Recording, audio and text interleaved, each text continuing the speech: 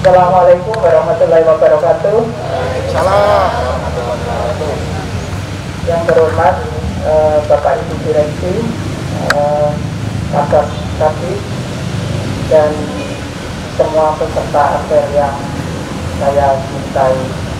Alhamdulillah pagi ini yang ikut apel banyak, dan juga ada yang semua ikut, ada yang belum. Semoga yang belum ikut nanti diberitahu bisa mengikuti apel, karena ikut apel adalah kesiapan kita untuk memberikan pelayanan. Tadi ada pesanan dari bidang pelayanan penunjang bahwa akan ada penilaian adipura. Insya Allah sesuai jadwal itu hari ini tanggal 1 September, tetapi untuk timnya itu datang dari RSUD kita tidak tahu. Jadi teman-teman, saya yakin bahwa teman-teman terutama yang di pelayanan sudah mempersiapkan, terutama untuk 5R-nya, jadi penataannya yang ada di ruangan.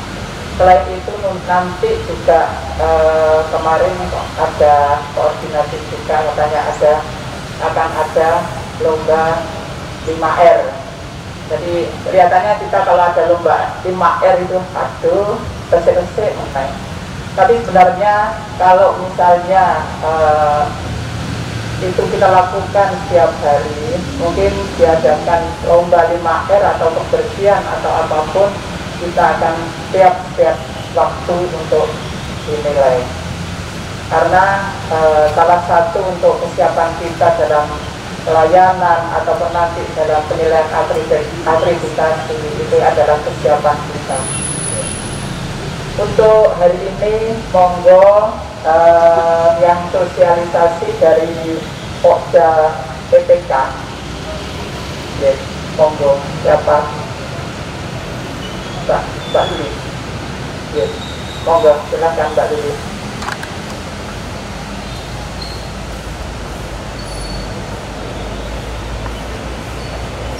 Yang terhormat Bapak Ibu Direksi, yang terhormat Bapak Kabak Kaki, dan yang terhormat semua peserta apel.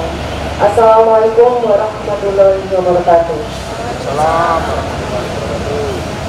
Mohon izin kami mewakili Pokja PPK menyampaikan sosialisasi terkait dengan pendidikan dalam pelayanan kesehatan yang disebut dengan PPK.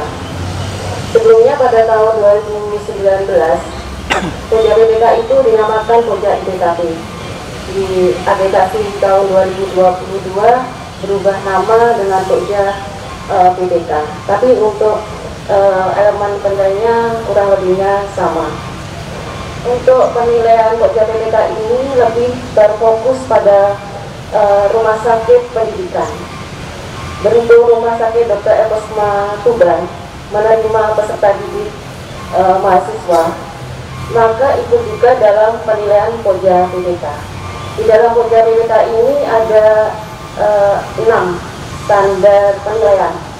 Di PPK 1 itu terkait dengan perjanjian kerjasama. Jadi perjanjian kerjasama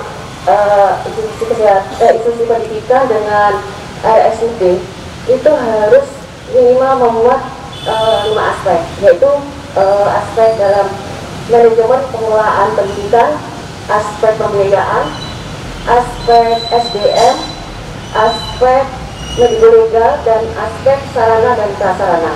Dan selain itu juga harus dilakukan evaluasi terhadap penyelenggaraan pendidikan minimal 1 tahun sekali.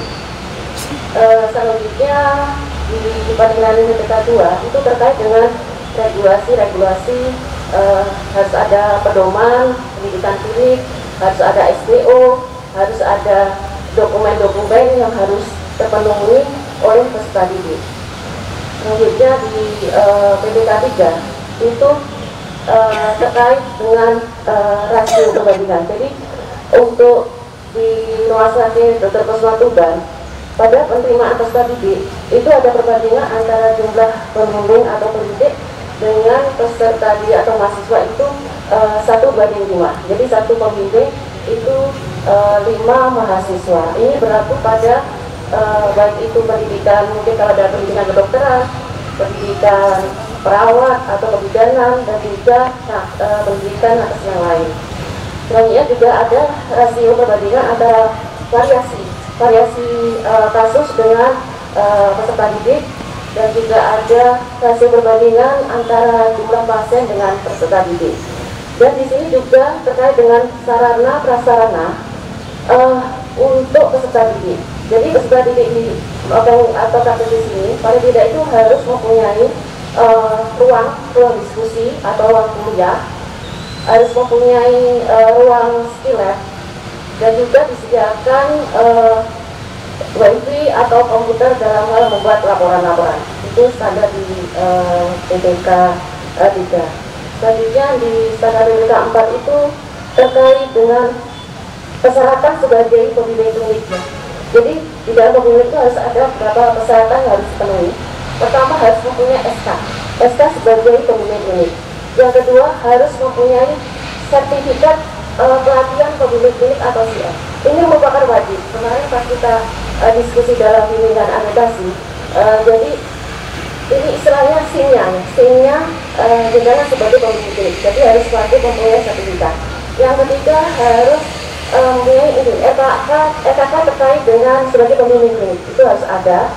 Dan juga terkait dengan pendidikan, jadi harus setara. Misalkan janganlah sebagai pembimbing klinik mahasiswa keperawatan S1, jadi paling tidak pembimbingnya harus mempunyai ijazah minimal S-Dapnas, seperti itu. Dan juga harus disertai juga sertifikat yang lain terkait dengan kompetensi. Selanjutnya standar di PPK 5 terkait dengan supervisi. Jadi mahasiswa kalau mau praktek di sini harus ditentukan tingkat supervisinya. Jadi kalau misalkan kita melihat ada mahasiswa dengan identitas dengan kalung, ya, memakai kalung berwarna-warna, itu ada artinya. Jadi kalau untuk kalung berwarna merah itu merupakan supervisi tinggi.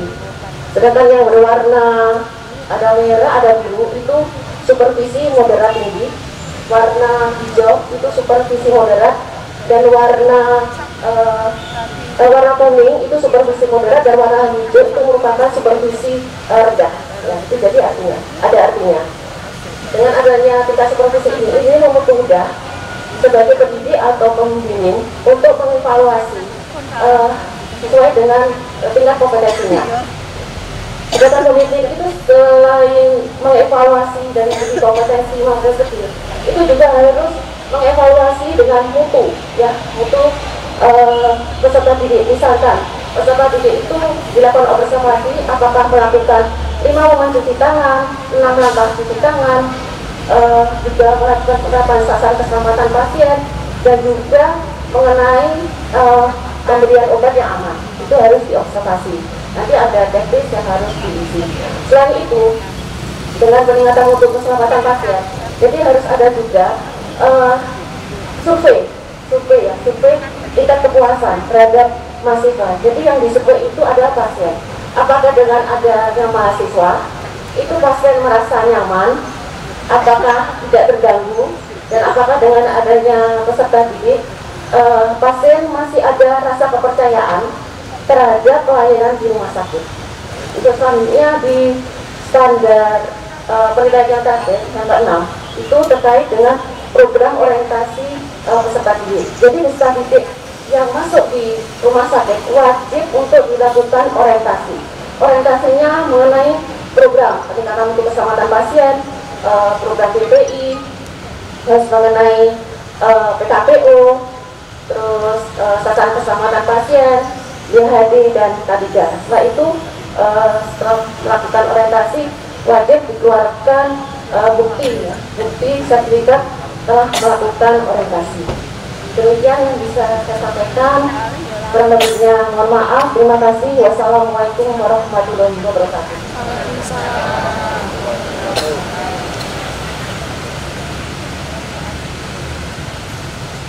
Terima kasih atas sosialisasi dari Polda PPK, jadi sangat lengkap, tapi mungkin dari Bapak Ibu ini merupakan informasi yang terbaru karena memang ada perubahan-perubahan dari tahun ke tahun. Jadi untuk untuk pembimbing klinik memang ada perubahan kemarin, jadi sudah dalam hal ini dari bidang perawatan sudah koordinasi dengan Polda PPK. Jadi mungkin dari Polda PPK nanti disesuaikan dengan apa yang menjadi aturan di dalam Polda PPK. Jadi nanti dari khususnya ini dari bidang perawatan karena terutama untuk peserta didik yang terbanyak di sini adalah dari perawat. Jadi monggo Mbak Luli nanti koordinasi dengan bidang perawatan. Terima kasih, semoga apa yang disampaikan dari Polda PPK bermanfaat untuk kita semua. Siap, gerak. Untuk mengawali kerja hari ini, marilah kita berdoa menurut keyakinan masing-masing agar pelayanan kita terhadap masyarakat diberikan kelancaran, pasien yang kita rawat menjadi sembuh, dan untuk RSUD Dr. Erkusma dalam melaksanakan akreditasi nanti lulus paripurna. Berdoa mulai.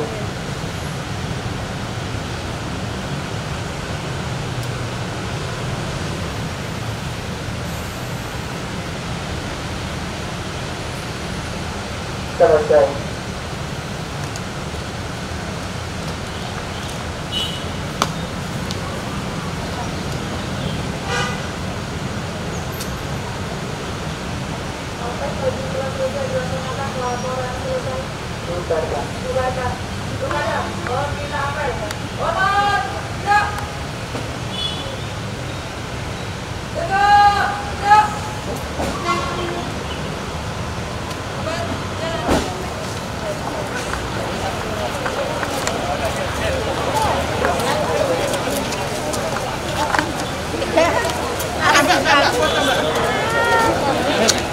Ada.